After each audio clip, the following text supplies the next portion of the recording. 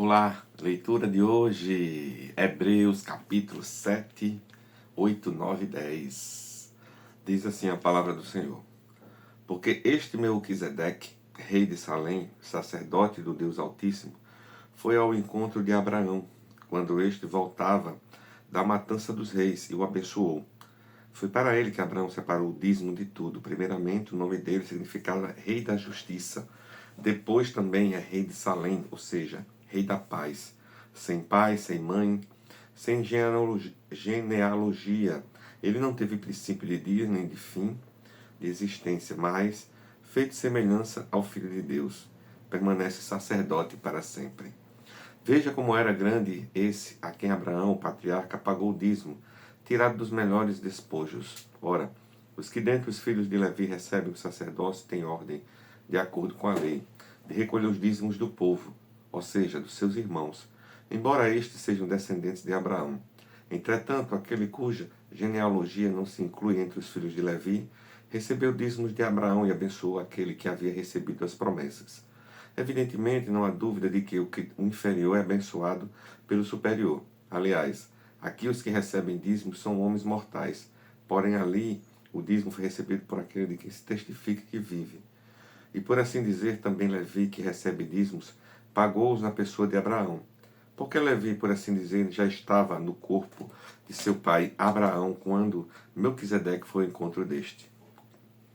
Portanto, se a perfeição fosse possível por meio do sacerdócio levítico, pois foi com base nele que o povo recebeu a lei, que necessidade haveria ainda de que se levantasse outro sacerdote segundo a ordem de Melquisedeque e não segundo a ordem de Arão? Pois quando se muda o sacerdócio necessariamente muda também a lei. Porque aquele de quem são ditas estas coisas pertence a outra tribo, da qual ninguém prestou serviço diante do altar. Pois é evidente que nosso Senhor procedeu de Judá, tribo a qual Moisés nunca falou nada a respeito de sacerdócio. E isto é ainda muito mais evidente quanto à semelhança de Melquisedeque surge outro sacerdote, constituído não conforme a lei, de mandamento carnal, mas segundo o poder da vida que não tem fim. Porque dele se testifica, você é sacerdote para sempre, segundo a ordem de Melquisedeque. Portanto, por um lado se revoga a ordenança anterior, por causa de sua fraqueza e inutilidade, pois a lei nunca aperfeiçoou coisa alguma. E por outro lado se introduz esperança, superior pela qual nos chegamos a Deus.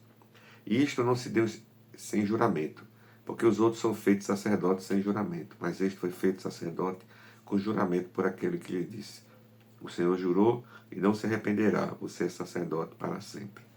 Por isso mesmo, Jesus se tornou fiador de superior aliança. Ora, os outros são feitos sacerdotes em maior número, porque a morte os impede de continuar. Jesus, no entanto, porque continua para sempre, tem o seu sacerdócio imutável.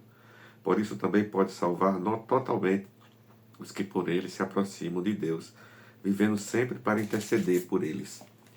Porque nos convinha um sumo sacerdote como este, santo, inculpável, sem mácula, separado dos pecadores e exaltado acima dos céus, que não tem necessidade, como os outros sumos sacerdotes, de oferecer sacrifício todos os dias, primeiro por seus próprios pecados, depois pelos do povo, porque fez isto uma vez por todas, quando a si mesmo ofereceu, porque a lei constitui homens sujeitos a fraquezas, como sumos sacerdotes, mas a palavra do juramento, que foi posterior à lei, constitui o Filho perfeito para sempre. Capítulo 8. Ora, o essencial das coisas que estamos dizendo é que temos tal sumo sacerdote que se assentou à direita do trono de majestade dos céus, como ministro do santuário do verdadeiro tabernáculo, que o Senhor engiu e não o homem. Pois todo sumo sacerdote é constituído para oferecer dons e sacrifícios, por isso é necessário que também este sumo sacerdote tivesse o que oferecer. Se ele estivesse na terra, nem mesmo sacerdote seria, visto existirem aqueles que oferecem os dons segundo a lei. Estes ministram em figura e sombra das coisas celestiais, assim como Moisés foi divinamente instruído quando estava para construir o tabernáculo. Pois Deus disse: tenha cuidado para fazer tudo de acordo com o modelo que foi mostrado a você no monte. Mas agora Jesus obteve um ministério tanto mais excelente quanto a também mediador de superior aliança, instituída com base em superiores promessas. Porque se aquela primeira aliança tivesse sido sem defeito, de maneira alguma estaria sendo buscado lugar para uma segunda aliança. E de fato, repreendeu-os, diz: Eis, aí vem dias, diz o Senhor, e firmarei nova aliança com a casa de Israel, com a casa de Judá. Não segundo a aliança que fiz com seus pais, no dia em que os tomei pela mão para os tirar da terra do Egito. Pois eles não continuaram na minha aliança, e eu não dei atenção a eles, diz o Senhor. Porque esta é a aliança que farei com a casa de Israel, depois daqueles dias, diz o Senhor. Imprimirei as minhas leis na mente deles, escreverei sobre o seu coração, e eu serei o seu Deus, e eles serão o meu povo. E não ensinará jamais cada um ao seu próximo, nem cada um ao seu irmão, dizendo: Conheço o Senhor, porque todos me conhecerão, desde o menor até o maior deles. Pois com as suas iniquidades usarei de misericórdia, e dos seus pecados jamais me lembrarei. Quando ele diz nova aliança, forma antiquada a primeira. Torna antiquada a primeira. Ora, aquilo que se torna antiquado, envelhecido, está prestes a desaparecer. Capítulo 9. Ora, a primeira aliança também tinha preceitos de culto divino e seu santuário terrestre, porque foi edificado um tabernáculo cuja parte da frente, onde estava um candelabro, a mesa e os pães da proposição, se chama Santo Lugar. Por trás do segundo véu se encontrava o tabernáculo que se chama o Santo dos Santos, ao qual pertencia um altar de ouro para o incenso, e a arca da aliança totalmente coberta de ouro, na qual estava uma urna de ouro contendo um maná, o bordão de Arão, que floresceu, e as tábuas da aliança. Sobre a arca estavam os querubins de glória, que com a sua sombra cobriam o propiciatório, mas destas coisas não falaremos agora com mais detalhes. Ora, depois que foram feitos todos esses preparativos, os sacerdotes entram continuamente no primeiro tabernáculo para realizar os serviços sagrados, mas no segundo o sumo sacerdote entra sozinho uma vez por ano, não sem sangue, que oferece por si e pelos pecados da ignorância do povo. Com isto, o Espírito Santo quer dar a entender que o caminho do santuário ainda não se manifestou enquanto o primeiro tabernáculo continua erguido. Isto é uma parábola para a época presente, na qual se oferecem dons e sacrifícios, embora estes, no que diz respeito à consciência, sejam ineficazes para aperfeiçoar aquele que presta culto, pois não passam de ordenanças da carne, baseadas somente em comidas, bebidas e diversas cerimônias de purificação, impostas até mesmo oportuno de reforma, até o tempo oportuno de reforma.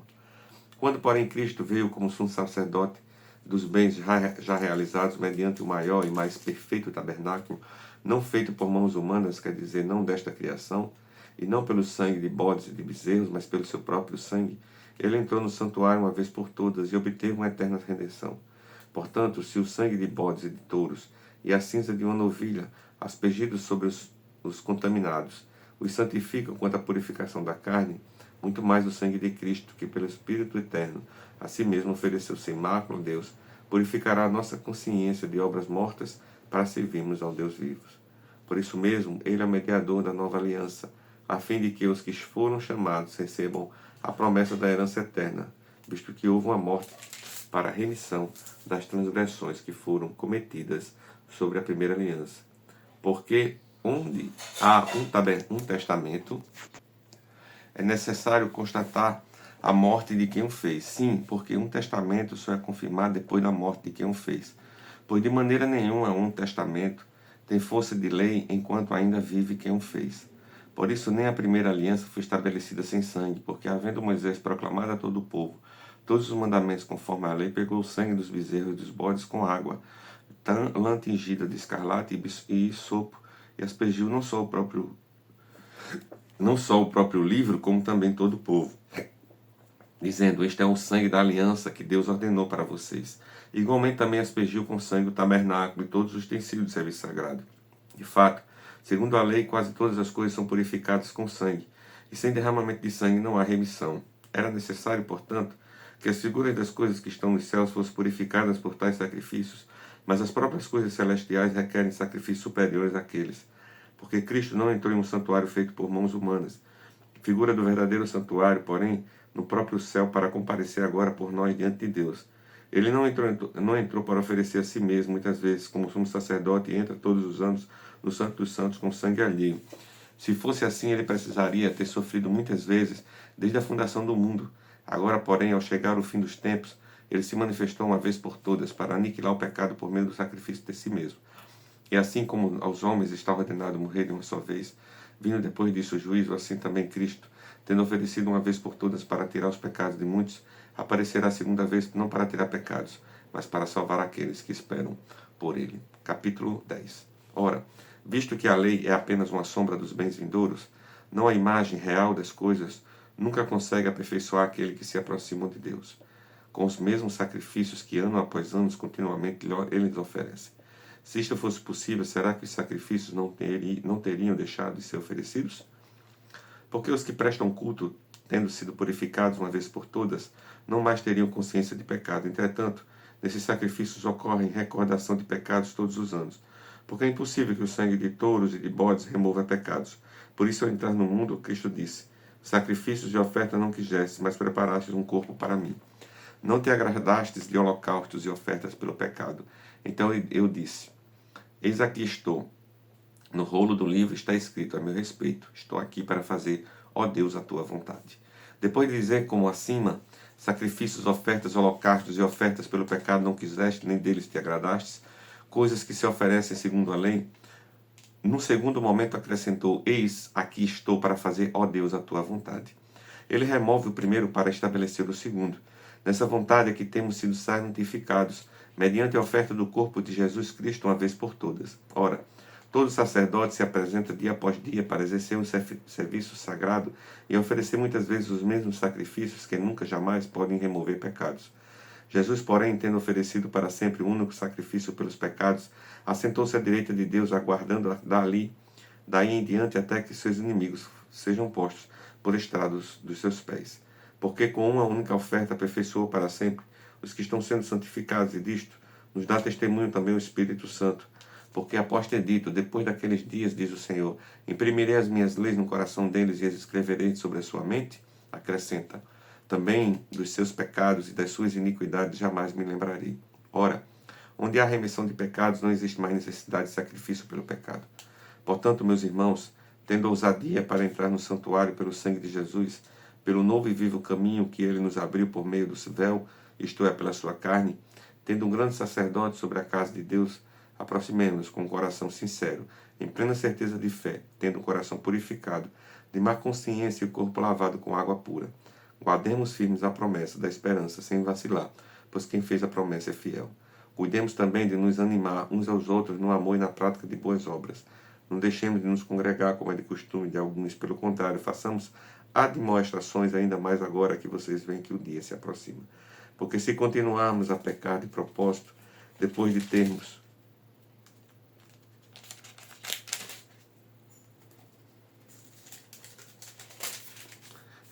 recebido o conhecimento da verdade, já não resta sacrifício pelos pecados.